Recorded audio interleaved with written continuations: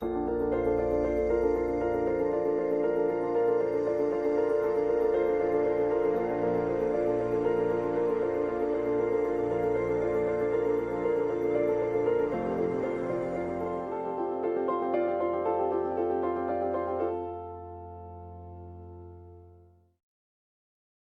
again, everybody.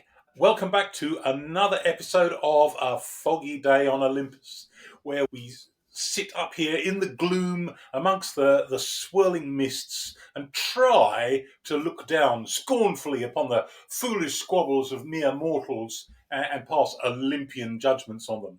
But the mist does make it tricky. My name's Mike Pierce. And my name is Coel Campo, and today is the second episode in our series called The Agony of the Catholic Church. And so today's episode is on becoming infallible, the loudest no to the modern world. So, in the last episode, we looked at the effects of the French Revolution and the Napoleonic Wars on the Catholic Church. Rome was occupied, two successive popes were taken prisoner and exiled in France, church property was taken away, including land and monasteries in France, and art treasures from Rome. Right, and only some of those art treasures were returned afterwards, and most of the other stuff stayed alienated. And the problems didn't disappear just because the wars ended in 1815 and the Pope could return home, because nationalism and modern ways of life and thinking continued to grow and threatened the restored royal regimes and the Papal States themselves to be abolished permanently if the Italian nationalists had their way and created a united Italy. Right, so we're starting off here with our first picture, which is a rendition of the Congress of Vienna, right? Right, that was the meeting of, well, in some cases heads of state, but at least senior government ministers from all of the major powers and loads of minor powers, including lots of German princelings and their families who were hoping that their states would be restored. And in most cases, they were out of luck. But the Congress met from 1814, when Napoleon was first defeated. And then, of course, when Napoleon escaped from exile and returned to France for his 100 days, all the politicians there were panicked. But at the Battle of Waterloo, he was re-defeated. And so the Congress then reconvenes and they basically redraw the map of Europe, which we've got here on this next slide. So it's part reconstruction of the status quo ante, and by that I mean the situation as it had been before 1789, the outbreak of the French Revolution, and partly it's a reflection of the new realities, particularly the rise of Prussia and Russia to being great powers, and the large reduction in the number of all those tiny little states in Germany. There were still a good many, but nothing like as many. And here is Italy at that point. So I'm not going to comment on all of the different states there, although the one to watch is the pinky one, Piedmont, Sardinia. So Sardinia, the island, Piedmont, the sort of northwest of Italy, because that's going to be the basis for uniting Italy during the course of the next 50 years or so. But what we really want to look at here is the area in red, the Papal States. And for 1,000 years, with the exception of the Napoleonic Wars, central Italy had been governed by the Pope as a secular monarch.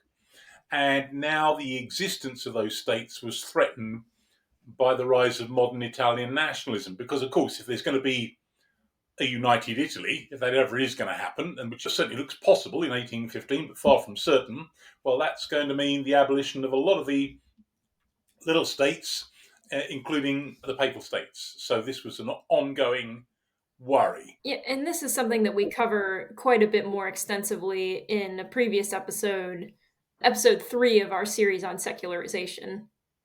Yes, and because viewers can get more on that aspect in that episode. We're glossing over it crazily briefly here. There's a lot we could say, but we're not going to because it's said there.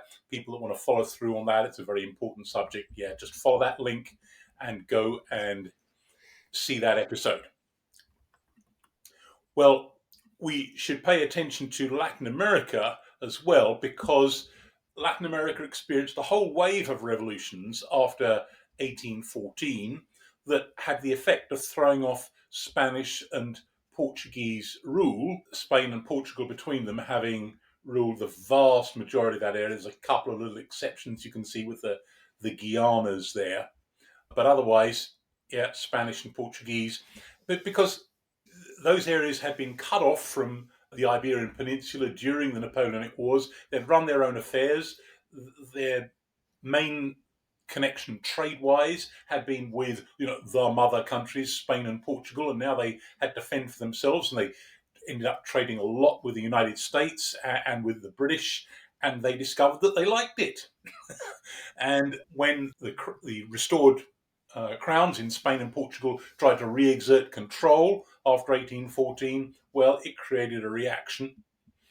And independent states were created during the course of the next decade or so. And the new regimes were not very friendly to the Catholic Church. They confiscated church land, and they greatly reduced the papacy's control over the church in their countries. So the papacy, not only is it struggling in Europe, it's now struggling in the Americas. So really what we're seeing here is that revolution is a pretty catchy idea, and it's not looking good for the church. Right, yeah, it certainly is a catchy idea.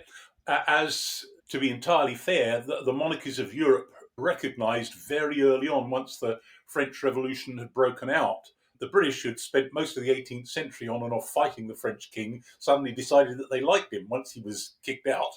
And they, in concert with the Habsburgs and various others, made war on France to try and restore the royal regime. And that really got going the whole European conflicts that became the Napoleonic Wars. Yeah, it's catching all right. Right, even back in Italy, the Pope is already having enough trouble keeping the Papal States under control. Yes, he is. And he's heavily reliant on foreigners because although he certainly does have his own army, it's not terribly good, but nothing organised in the Papal States is terribly good. So he's dependent on decent relations with other Catholic states, even though loads of the time they're not doing what he wants. So yeah, it's a fragile position he's in. Coming to Gregory XVI, there are a couple of short reigning popes after the Napoleonic Wars, but Gregory XVI is pope for 16 years. He needed to seek Austrian help several times to suppress Republican guerrillas in the Papal States. And he is the one, we mentioned this in a previous episode, who even looks kind of ridiculous by outlawing modern technological inventions. So he banned railways, which he called, with a rather terrible joke in French, chemin d'enfer. The French for railways is chemin de fer, rail of iron, the railroad, whereas chemin d'enfer is rails from hell. He banned gaslighting and other new technologies, which seems ludicrous. And of course, it looked ludicrous at the time, but it had certain sense to it because he could foresee quite rightly that these things would increase trade, increase the growth of the middle class, and hence the growth of liberal political forces. And of course, he was wanting to contain them. I mean, this is the central point of this series, really, that the papacy from the French Revolution down to the 1960s is trying to hold back the tide of modernity, and it simply can't be done. And it's being pushed into a blind alley, or you could say it's driving itself into a blind alley. And the 1960s, as we will see in the last episode, kind of unlocks the door and reinvents, in a sense, the Catholic Church for the modern world. But one thing at a time. This guy kind of reminds me of somebody else that we know who doesn't like progress. What are you saying? So evil. I mean, we're doing a podcast. I mean, I may not even really know what a computer is, but I am at least doing it. Cut me a little slack here. Uh, You're right, it's very impressive. yeah, yeah. Well, particularly because a certain person is doing all the work. Um, a person not called Mike Pierce, let's say. Okay, well, this brings us to the longest papacy on record, and that is of Pius IX. And so we're calling this section Crying No, No to the Modern World. Right, and the no no here is basically a rather pathetic joke based on the Italian for Pius IX. Well, since you insist, yes. So Pius IX in Italiano is Pio Nono. So yes, he's saying no, no to the modern world. And the irony is, at the time he was elected, liberals were ecstatic. They couldn't believe it because he was the only one amongst the College of Cardinals, really, who wasn't a complete reactionary. And they thought this was great. They'd got a pope who was going to be on their side. And indeed, he did kind of favour them. But he was completely unnerved when 2 years after becoming pope, there were nationalist rebellions right across the continent. Most states were threatened. In the end, the 1848 revolutions were all suppressed, including those in various parts of Italy. But there was one in Rome, and Republican forces took over. He was driven out. He had to take refuge over the southern border with the King of Naples, and was only restored a couple of years later with the support of a French army, which had to stay around for a little while to make sure that he wasn't simply overthrown again by his own population. And as a result of this harrowing experience, he became an arch opponent of all modernizing forces. So he crystallizes the direction in which the church is moving. So, yeah, he's one of the most important popes in the history of the papacy. I seem to be doing nothing here but pointing people to previous episodes, but we did deal with this more extensively in episode 4 of our series, also on secularization. Yeah, yes, this is why we pay the big bucks, really. Yes, thanks. Okay, well, one of his relatively early important measures is defining the idea of the Immaculate Conception of Mary as a dogma of the church. Now this idea is that Mary was conceived without original sin, and that had long been believed by Catholics. And this really goes back to Augustine, doesn't it? Yeah, most things do. If he hadn't been such a downer on relations between the sexes, Yeah, well, we are going to discuss that properly when we do our second series on the early church sometime quite soon. at least I can't provide links to episodes that don't exist yet. Yes. Well, so he defines this as a dogma, not simply something that's widely believed by Catholics, but it's now an official teaching in his 1854 bull, Ineffabilis Deus.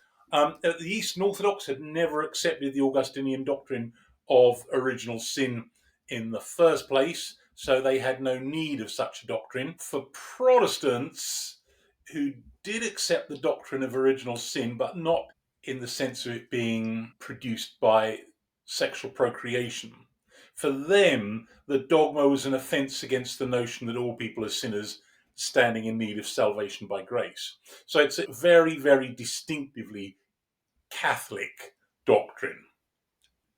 Okay, well, what happens in the next few years, from really 1860 onwards, is that a deal is done between the mostly Republican nationalists in Italy and the Kingdom of Piedmont Sardinia, which is by far and away the most modernized, the only really industrialized area of Italy, therefore the richest, therefore with the best army. And both sides kind of hold their nose at the deal they're doing with the other to create a united Italy. And in the first part of this process, it doesn't happen all at once. The new Kingdom of Italy seized the eastern half of the Papal States in 1860. And then there's kind of like a lacuna of about a decade. They take the rest, including Rome itself, in 1870. So fulfilling the papacy's worst fears and completing alienation from the modern world as a whole. Yeah. And what happens to the Pope when the Italians invade? Well, nothing to him personally. He's not made a prisoner or anything like that, except in the sense that he refuses to recognize the legitimacy of the Kingdom of Italy. And he's looking out of his windows at the rest of the city of Rome and refusing to recognize that it's part of the Kingdom of Italy. So he becomes, in the famous phrase, the prisoner of the Vatican. He's not literally a prisoner, but self-imprisoned, if you will, for the next 60 odd years. We will follow that story, of how that aspect comes to an end in a future episode. But yeah. So the church is now opposed to all the principal manifestations of modernity, to nationalism, to liberalism. And just remind us one more time what liberalism means in the 19th century context. Right, so it's rather different to the meaning today, as indeed is conservatism. Liberalism in the 19th century means what it says on the tin, basically, unlike now. It means liberty.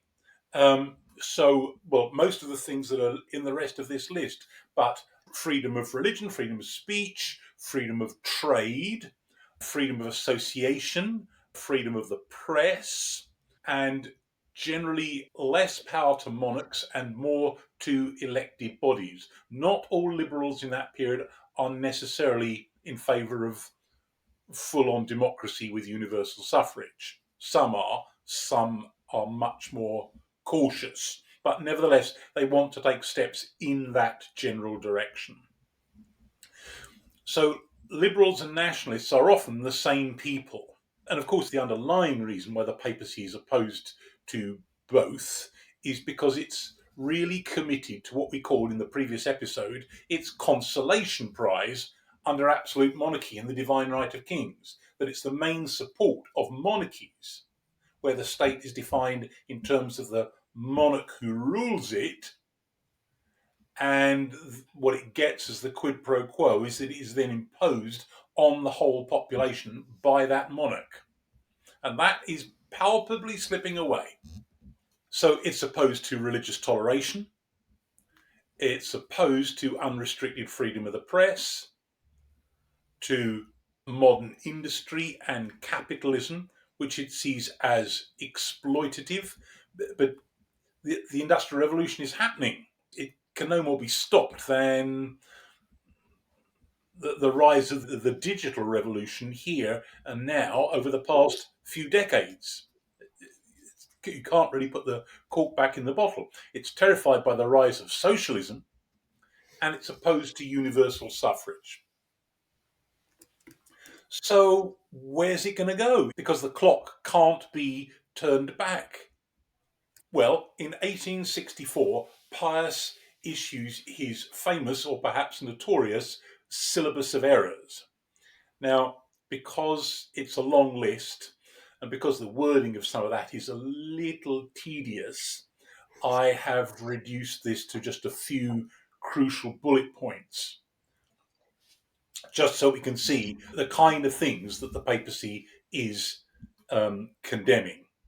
I've never been so grateful to you. Now, that's a low bar. Ha! Okay, so it condemns the idea of religious toleration in points 15, 17, 78, 79. You get the idea of how this is working.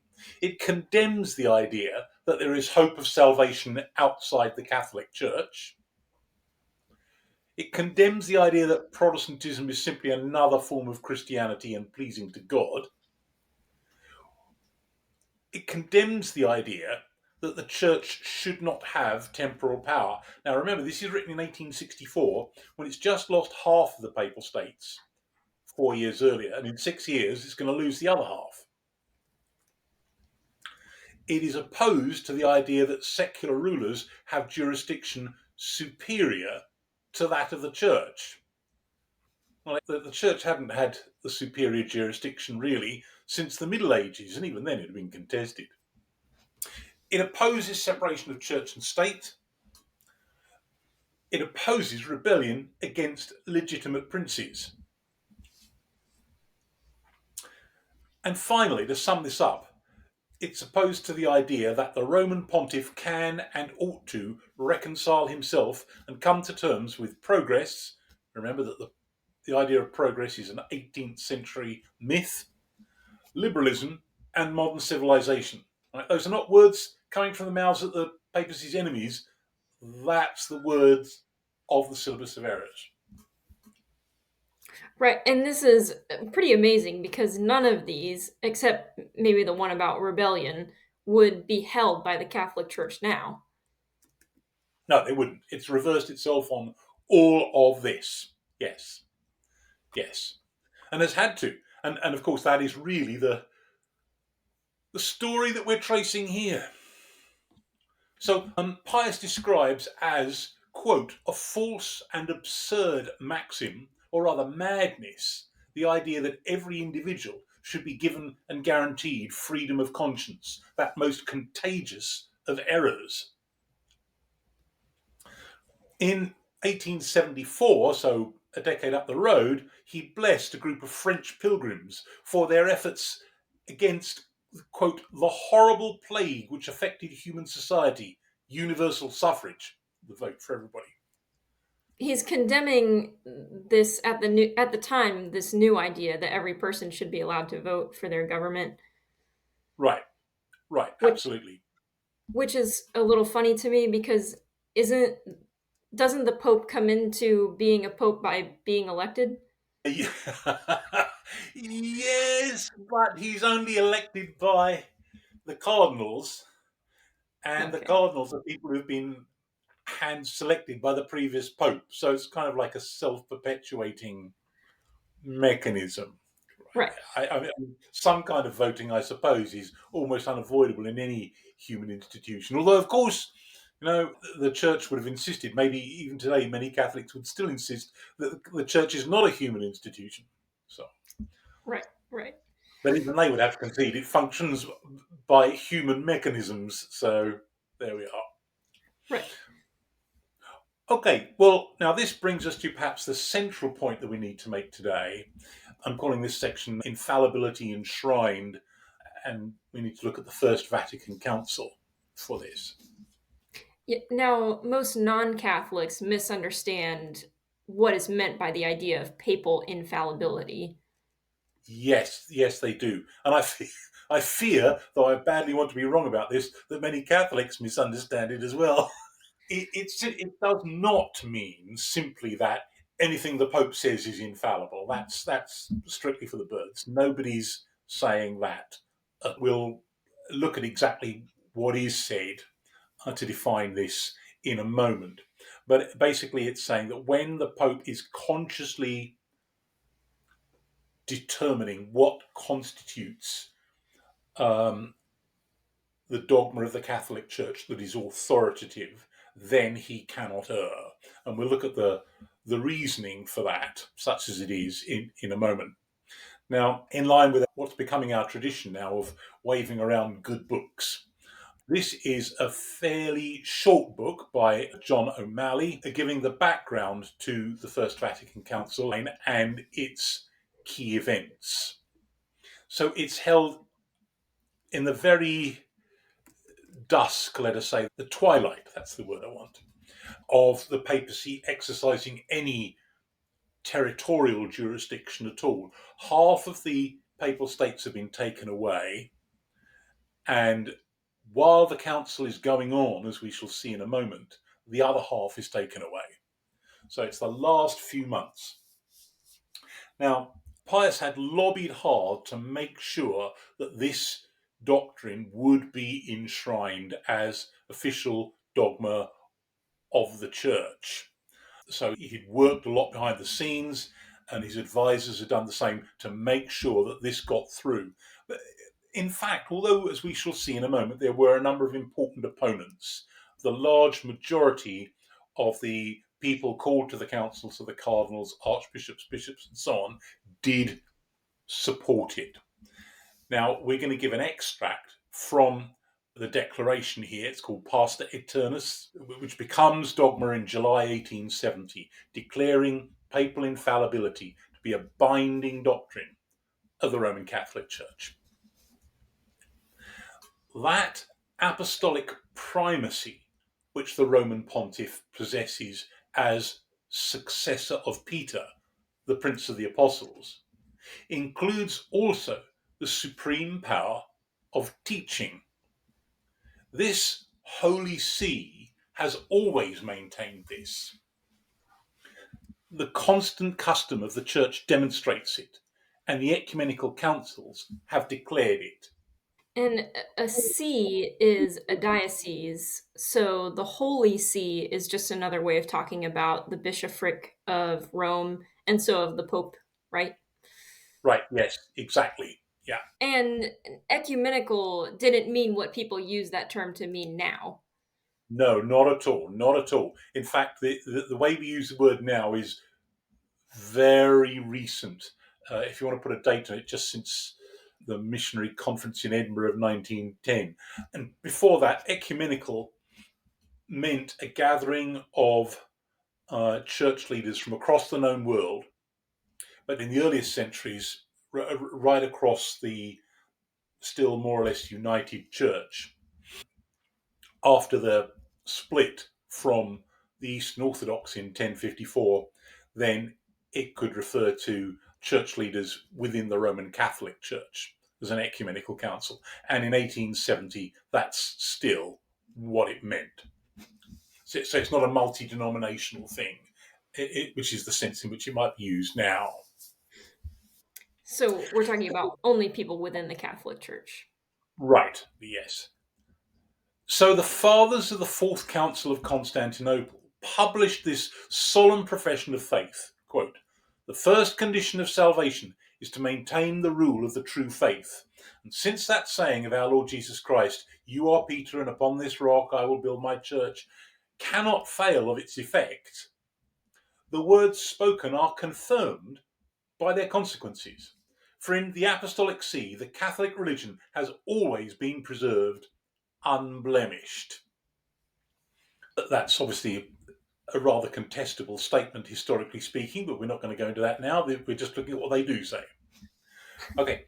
"For the Holy Spirit was promised to the successors of Peter, not so that they might, by his revelation, make known some new doctrine, but that by his assistance they might religiously guard and faithfully expound the revelation or deposit of faith transmitted by the apostles." Indeed, this See of St. Peter always remains unblemished by any error, in accordance with the divine promise of our Lord and Saviour to the Prince of his disciples. "I have prayed for you that your faith may not fail, and when you have turned again, strengthen your brethren." This is not an understanding of Luke 22:32 that most non-Catholics will be familiar with. No. Most non-Catholics will read that verse and conclude from it that this is personal. This is Jesus talking to his disciples, and something that could, by extension, be applied to his disciples in the present, rather than something institutional. But Catholic exegesis turns this in an institutional direction and means that the institutional church cannot err.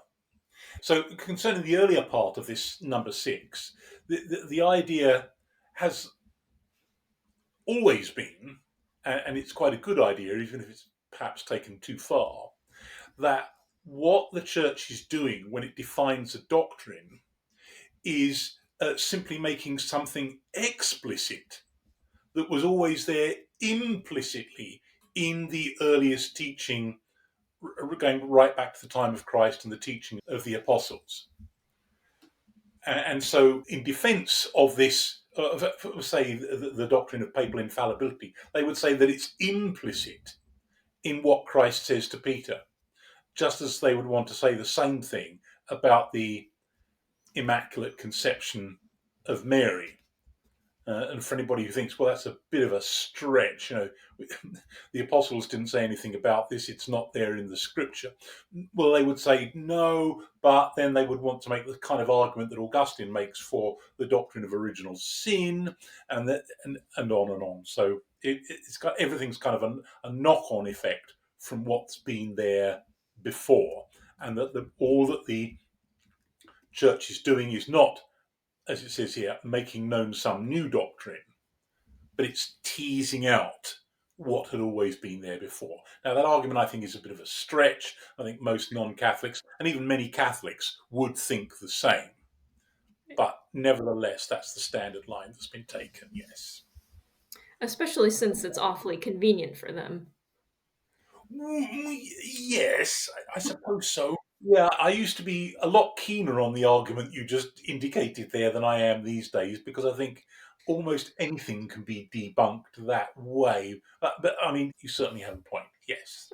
Okay. Okay, so let's follow this through then. This gift of truth and never failing faith was therefore divinely conferred on Peter and his successors in this see. Now, this is dependent, again, on the idea that what Jesus says to Peter is somehow giving him an official position, and therefore, by implication, on those who will follow after him, but also on the idea that Peter was the bishop or the leader of the church in Rome, which is itself historically highly contestable. And the idea that he was there for 30-something years, which is the standard Catholic argument, is not really sustainable at all. So, yeah, but once one's accepted this, then these other things kind of follow from it. So the whole flock of Christ might be kept away by them from the poisonous food of error. Thus the tendency to schism is removed, and the whole church is preserved in unity, and resting on its foundation can stand firm against the gates of hell. Therefore, we teach and define as a divinely revealed dogma that when the Roman pontiff speaks ex cathedra, from his seat or throne as it were, that is, when in the exercise of his office as shepherd and teacher of all Christians, in virtue of his supreme apostolic authority, he defines a doctrine concerning faith or morals to be held by the whole church. He possesses, by the divine assistance promised to him in Blessed Peter, that infallibility which the divine Redeemer willed his church to enjoy in defining doctrine concerning faith or morals. Therefore, such definitions of the Roman pontiff are of themselves, and not by the consent of the church, irreformable. So that's underlying papal authority trumps the authority of church councils.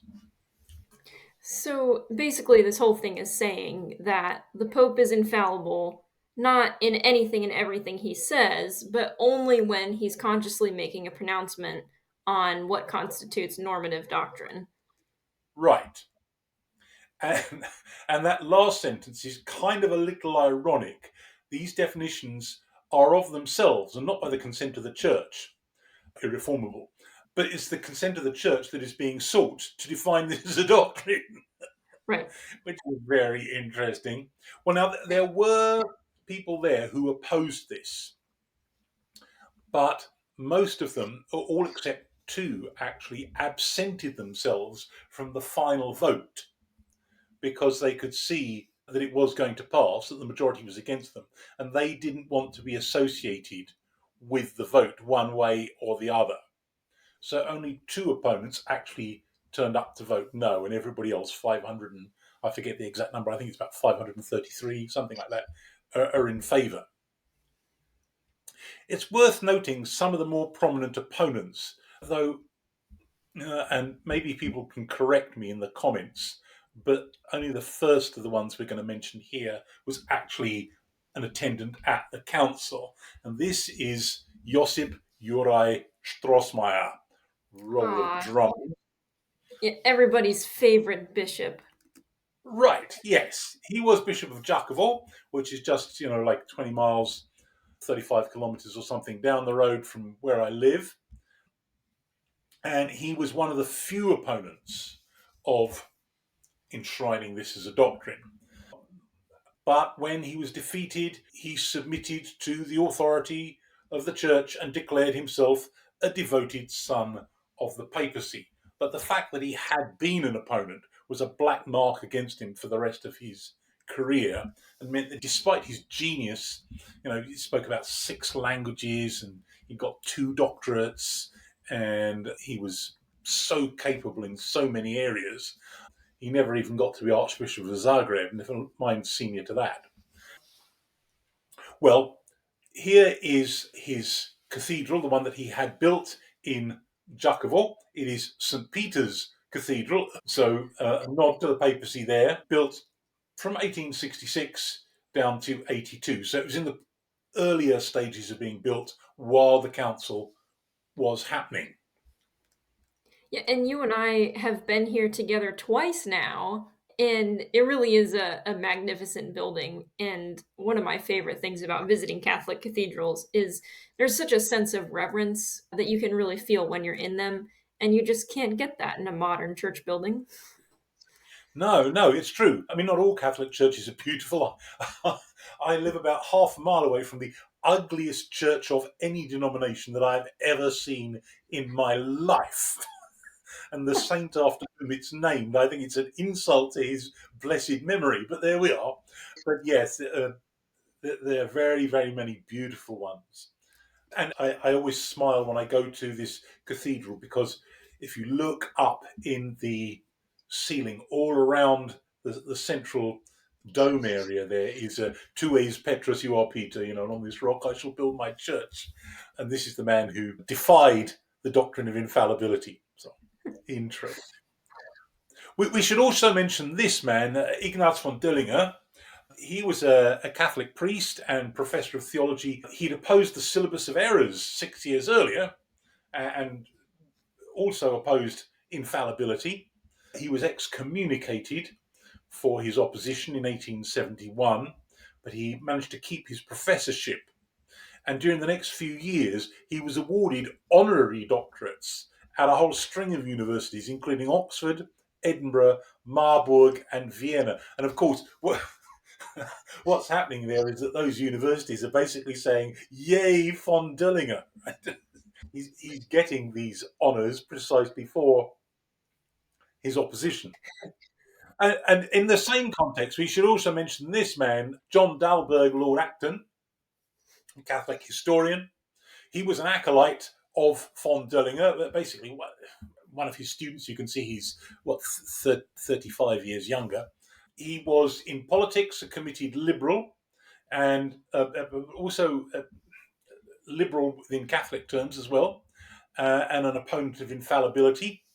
Um, and really, you can say that it's his experience of the rather tenuous position of Catholics in Britain, just like the tenuous position of Catholics in the US. In both countries, people would look at you twice for being a Catholic and think, "Are you actually loyal to the rest of us at all?" So that kind of experience, which many Catholics had in both countries down to distressingly recent times, actually, this made him a champion of individual freedom in both politics and religion. And this is the man who coins the famous all power tends to corrupt and absolute power corrupts absolutely. Yes, it's him. It's him. He was at the time writing to an Anglican bishop, but I'm pretty sure that he was referring there precisely to this whole infallibility debate a few years earlier in his own church. Well, while the council's going on, the second half of the Papal States is coming under serious military threat from the Kingdom of Italy. So here we have Pius blessing the papal troops for what proved to be the last time in St. Peter's Square on the 25th of April. So taking a break out from the council. But this didn't stop the rest of the Papal States and Rome itself from falling anyway. Basically, the Italian army showed up outside the city of Rome. Pius received Count Di Martino, King Victor Emmanuel's envoy, on the 10th of September. And Pius threw the king's letter on the table and exclaimed, "Fine loyalty! You're all a set of vipers, whited sepulchres, and wanting in faith." After growing calmer, he's reported to have exclaimed, "I am no prophet nor son of a prophet, but I tell you, you'll never enter Rome." But 10 days later, on the morning of 20th September, that's exactly what did happen. The city was taken. There wasn't a lot of fighting. 49 Italian soldiers and 12 papal troops were killed, and Rome was captured, and the papacy was reduced to the Vatican. So Pius reigns on as Pope for another 8 years, and he's replaced by this man, Leo XIII, who's got the burden of infallibility to continue with. Now, I'm always worried because historians are as bad as ordinary people in overstating their case so often, and I'm anxious that we never do that. If any of the popes during our chosen period of 170 years here had made a real effort at trying at least a little bit to reconcile with the modern world, that palm would have to go to this man. Although he's still basically in the same mold. So let's look at the elements of continuity first, before we look at the elements of discontinuity. So, like Pius, he condemns socialism in his encyclical Quod Apostolici Muneris of 1878. So he's just become Pope, just a few months. Although the socialists, stealing the very gospel itself with a view to deceive more easily the unwary, have been accustomed to distort it so as to suit their own purposes. Nevertheless, so great is the difference between their depraved teachings and the most pure doctrine of Christ that none greater could exist. He's basically referring to the fact that socialism can seem like a biblical idea because of its message of equality. Right, yes. And maybe socialists could point to the stuff in early Acts where no one said that anything he had was his own, but they had all things in common and so on, as if that's somehow a normative doctrine for Christians, which I think most Christians of all denominations would say no, it's not. That these things are not necessarily normative; they're possible examples. But also, then you have to take a step further to say, and Christianity is a program for running society, which is what Catholics and Orthodox and the Reformation churches have said, and heretical Anabaptists like yours truly have always denied.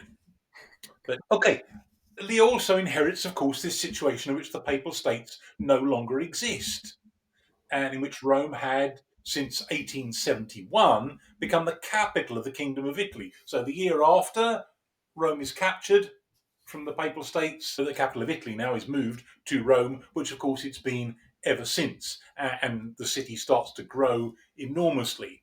Remember that Rome had been a very modest size, very modest indeed during the Middle Ages, had grown somewhat in more recent centuries, but now it's the capital of Italy, it starts to grow to what we recognise today. Well, of course, the papacy had refused to recognise all of this. In 1886, Leo issues a non-licet prohibiting Catholics from participating in the political life of Italy. Which is a problem because almost everyone in Italy is at least nominally a Catholic. So this must have made political life rather difficult. Yes, as it was intended to do. The papacy may not have actual military power, but it can still make life tricky for everybody. Now, to be entirely fair and not to overstate our case, Leo's successor, Pius X, created a number of exceptions for this to try and ease the pressure and make it a little easier to relate to the Italian state. But that still remains basically the position, yes. Leo also condemns what is called Americanism, which doesn't mean quite what we might expect by that term. It means something a little more specific.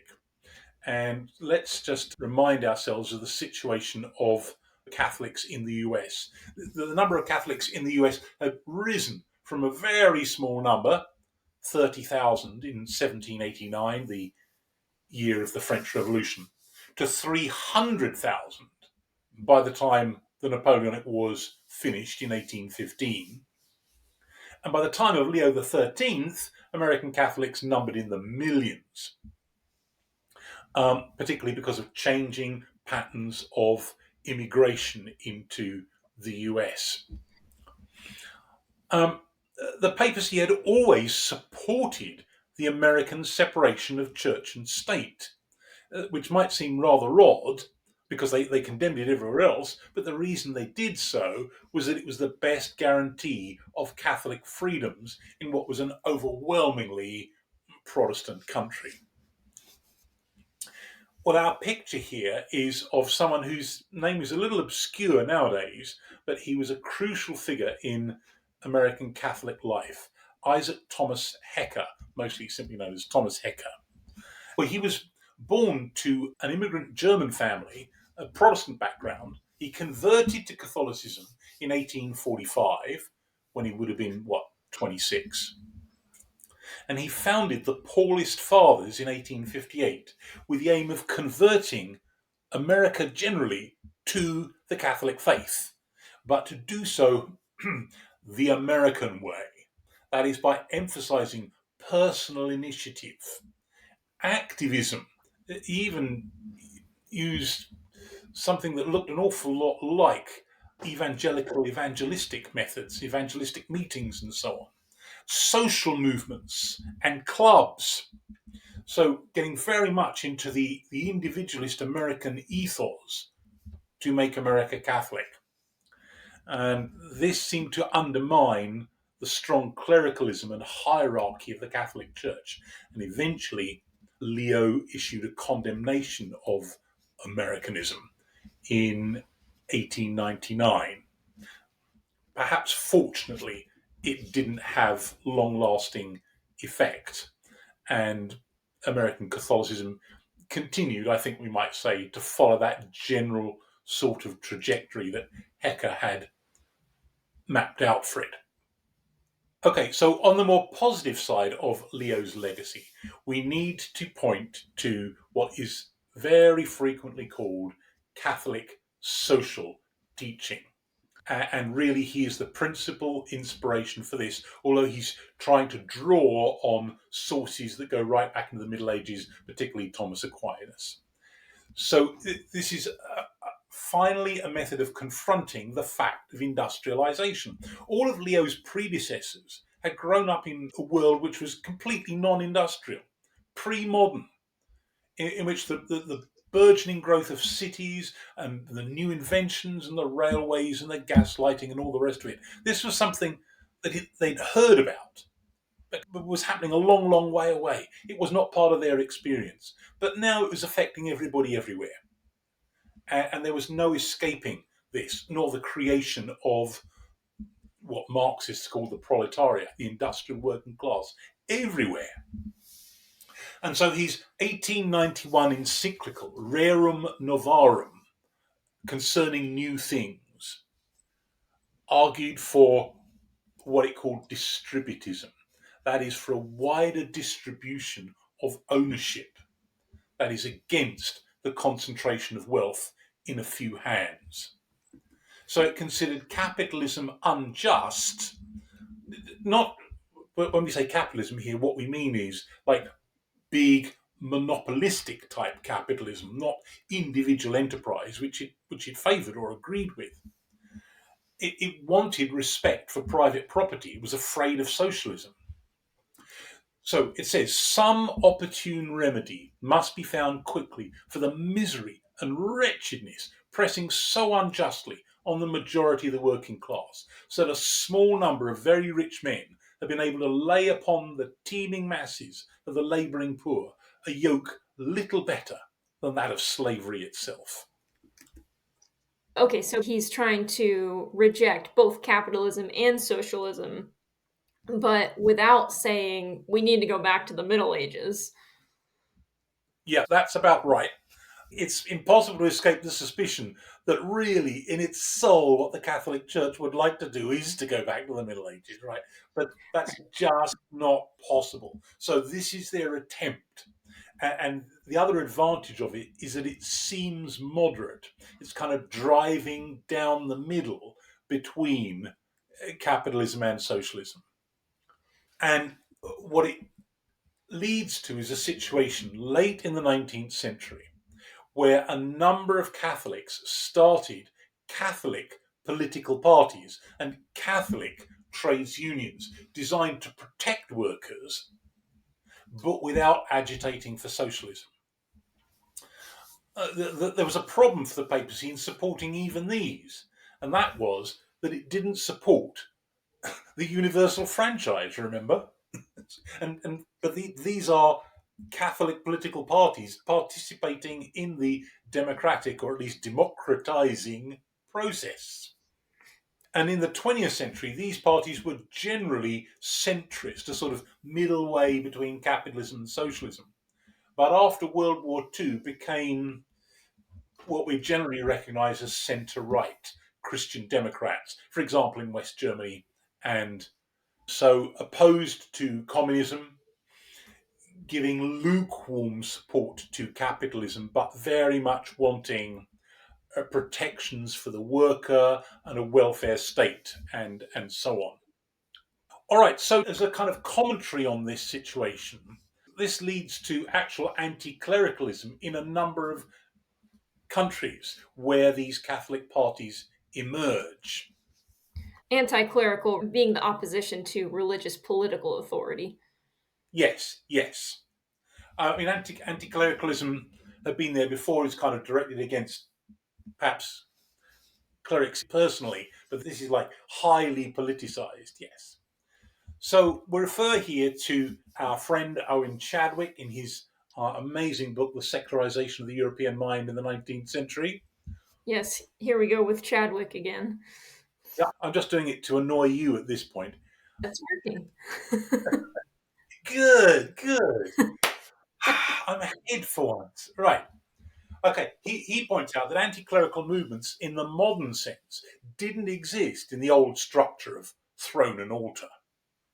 They existed in modern democracies or incipient democracies, countries that were in the process of becoming more democratic, where, he says, the peasant population was Catholic or partially Catholic, where universal suffrage was introduced or about to be introduced, and therefore where a religiously based political party was powerful at the poll. That's just the kind of thing we've been talking about.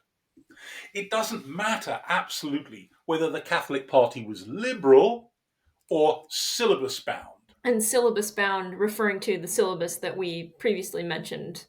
Right, the syllabus of errors of 1864, yeah. So it just doesn't matter whether they're like Christian Democrats or whether it's some very hyper traditionalist Catholic party. In Belgium, the Catholic Party accepted all the principles of 1789. They played the political game according to liberal principles and won their spectacular triumph immediately after the introduction of universal suffrage. When in power, they were a Catholic social party developing the welfare state for the worker. Yet their power fostered the rise of anti-clerical opinion. And now he gives a strong counterexample. Unquestionably, however, a Catholic party in a less educated country produced more violent anti-clericalism, partly because it produced more violent Catholicism. In Spain, the law for universal suffrage was passed in 1890 at a time when more than 40% of the population was still illiterate. That meant a very conservative peasant population and consequently very conservative church leaders, and the gaining of popular votes by a liberal party was necessarily accompanied by assaults upon church power. Because Spain was more clerical than Belgium, the anti-clerical movement was more bitter. But in both cases, its full flowering was due to the coming of universal suffrage. Anti-clericalism was a function not of the weakness of the Catholic Church, but of its growing power in modern democratic society. So it sounds like he's setting out here the background to the Spanish Civil War of the 1930s.